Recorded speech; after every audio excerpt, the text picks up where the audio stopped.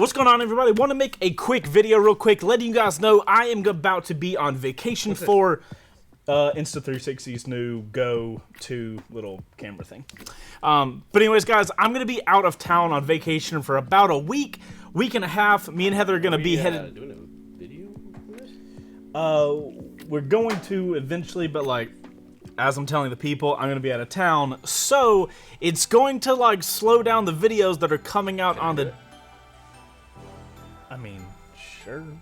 If you want to. I just need to get my stuff.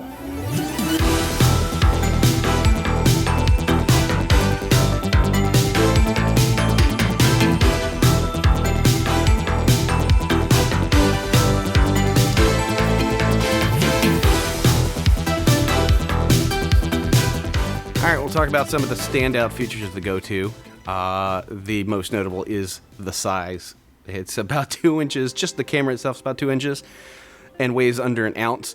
With the charging case in it, it's 3 ounces. It's the tiniest camera I have ever seen, which is interesting because it's fairly capable in the resolution and frame rate department. So at 1440p with basic stabilization, you can record up to 50 frames. With flow state, which is like their super awesome stabilization. Chase had this just walking around handheld with the little camera in his hand, and it looks almost gimbal-like. It's pretty crazy. It also has horizon level. That is capped out at 30 frames. The ease of use, it's a one-button activation. So from sleep, you can hit the button once. It'll wake up, start recording. You'll feel a little vibration on it, and there's a light on the front that lets you know that it's recording. To stop, you hit it again.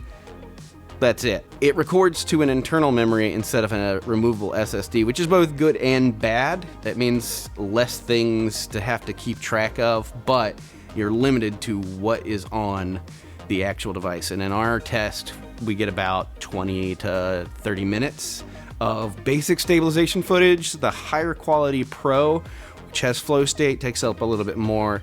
I think the most I had out of it was about 20 minutes. Let's be real, this is not going to replace an action cam. It's not intended to. The lineup from 360 already has a really good action camera in the form of the One R, and probably my favorite camera that we use in this shop. For the 360 cam, the One X2, they perform very well in their category. Its name is Go 2. It kind of tells you what it's about. It's a pickup camera. It's something you can grab real quick, get a shot, share it with your friends. It's more of a camera for memories and less a camera for the journey to those memories, if that makes sense. This is the typical setup I would grab personally if I'm doing a shoot, especially solo. Helmet cam. This is the One R, some sort of secondary cam I personally love and is my favorite.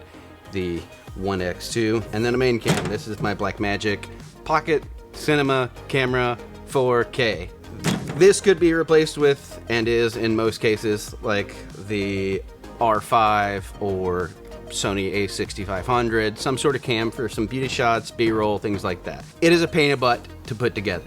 To rig this up takes me probably about 20 minutes because I've got battery grips and lenses and NDs and all this stuff. So when I have to use this camera, I have to notch out enough time to put it together first, then get my shots, take it apart, put it back in my bag. I am less likely to do that because I want to get the shot and get moving. I don't want to take myself away from what's going on, what's happening.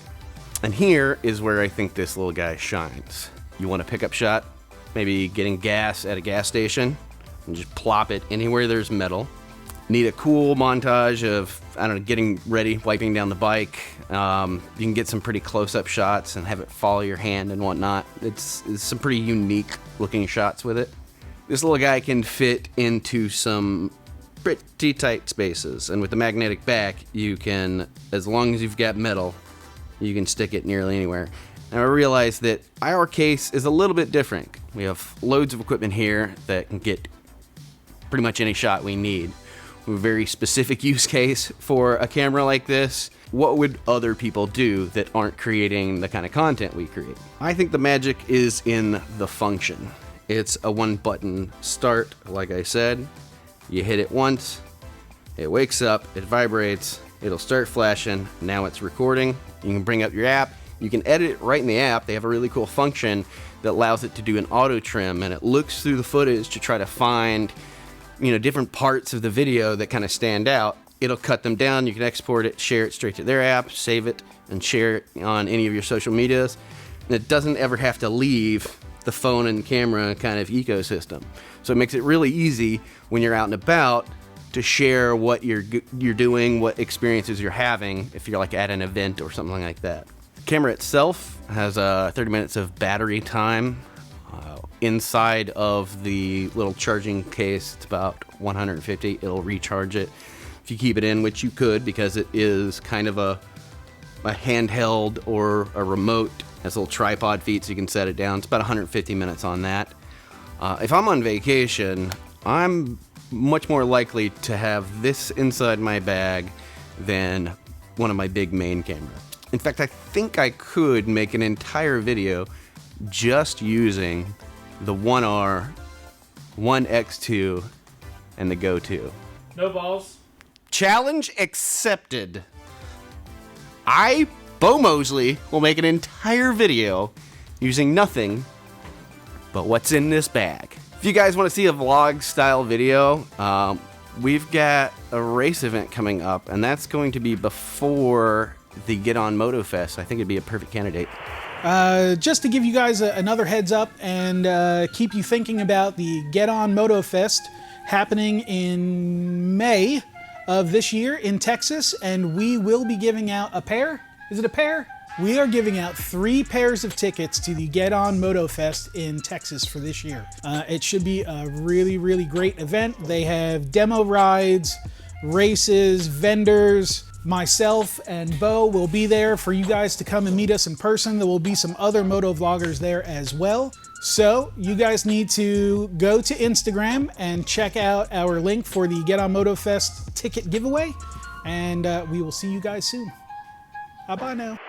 All right, so we round this out with final thoughts. I absolutely recommend it if you're looking for kind of an auxiliary camera, or on the flip side, because not everybody is making videos. I know a lot of you guys pretty much have a GoPro on you when you're riding, but I think it would also be a fantastic camera if you just want to capture some of the kind of social gatherings, vacations, things like that you might be going to. So it just comes down to price.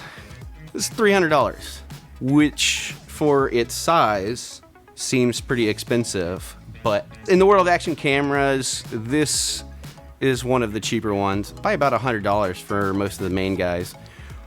It offers a lot of the same features, but its size is where its value comes from. If I spent $500 on an action camera as a second camera, but I don't ever grab it, or I grab it seldomly, and it's not worth it.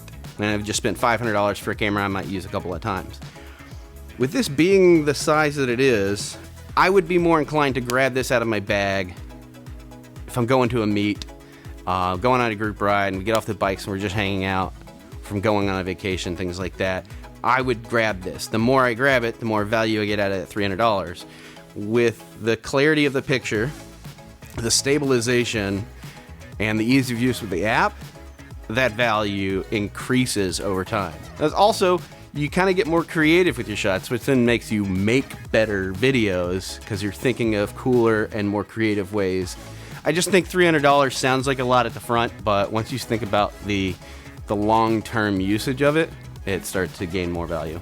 If you're interested in this little powerhouse, we'll have links along with the other Insta cameras that I personally love using down in the description. Chase will be back pretty soon, so I'm going to go ahead and get this video finished for him so I don't get yelled at. He's back!